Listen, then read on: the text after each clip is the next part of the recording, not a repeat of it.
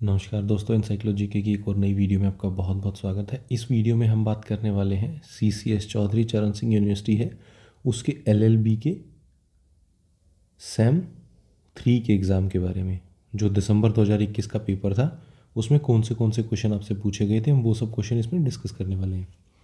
जैसा कि आप देख सकते हैं, जो सेक्शन ए खंड ए दिया गया है उसमें आपसे 5 क्वेश्चन पूछे गए हैं, जिसमें से आपको सिर्फ 2 क्वेश्चन अटैम्प्ट करने थे। तो वो हैं डिफाइन द टर्म एडवोकेट, जो अधिवक्ता शब्द है उसको परिभाषित करना आया हुआ था। Duties of an advocate towards his client, मुवक्किल के प्रति वकील के जो कर्तव्य होते हैं उन कर्तव्यों को डिफाइन करना था। Definition of criminal contempt of court, आपराधिक अवमान की परिभाषा। चौथा क्वेश्चन था हमारा लीगल एजुकेशन कमेटी, विधिक शिक्षा समिति। और 5वां था हमारा स्टेट रोल, राज्य नामावली। इन 5 में से कोई भी 2 अटेम्प्ट करने थे हमें।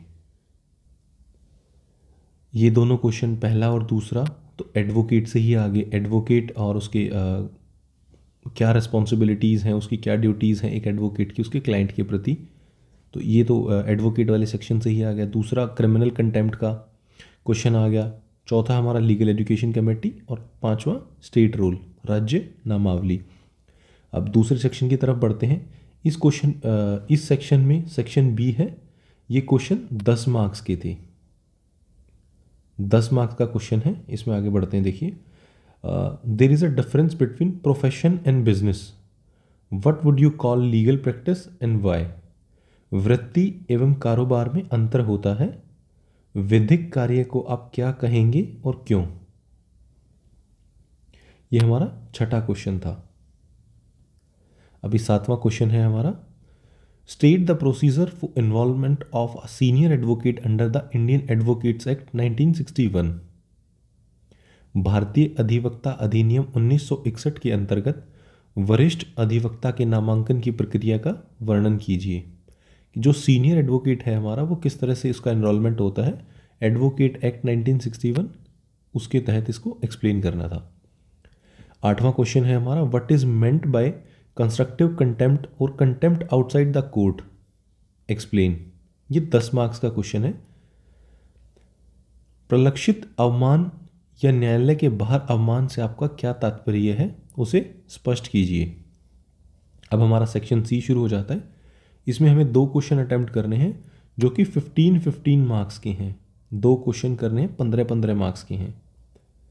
तो 9वां क्वेश्चन है हमारा, explain in detail the relationship of bar and bench. Bar और बेंच के संबंध के विषय में विस्तार पूर्वक बताइए। 10वां क्वेश्चन है हमारा, what is professional misconduct, discuss the power of state bar council to punish an advocate for misconduct.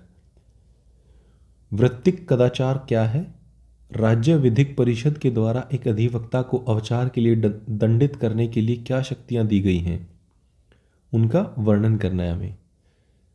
हमारा 11वां क्वेश्चन है, describe the evolution and the need for the concept of contempt of courts, which courts in India have powers to punish for the contempt. न्यायालयों की अवमानना के विकास एवं उसकी आवश्यकता का उल्लेख कीजिए। भारत में कौन से न्यायालयों को अवमानना के अंतर्गत दंडित करने की शक्ति प्राप्त है। अगला है हमारा 12वां question, explain in detail the establishment and function of bar council of India. भारतीय विधिक परिषद के संस्थापन एवं कार्यों को विस्तार से समझाइए।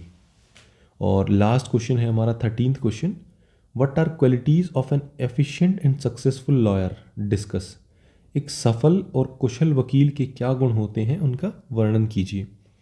तो दोस्तों, ये हमारा सेम 3 का पेपर है कि 3005 प्रोफेशनल एथिक्स का पेपर है ये हमारा। बाकी और सभी सेम के एग्ज़ाम पेपर्स के लिए जो प्रीवियस ईयर के क्वेश्चन पेपर्स हैं उसके लिए और अलग से वीडियोस डाली गई हैं, आप उन्हें भी देख सकते हैं। और अगर आपने चैनल को अभी तक सब्सक्राइब नहीं किया है तो दोस्तों चैनल को भी सब्सक्राइब कर दीजिए। नमस्कार दोस्तों।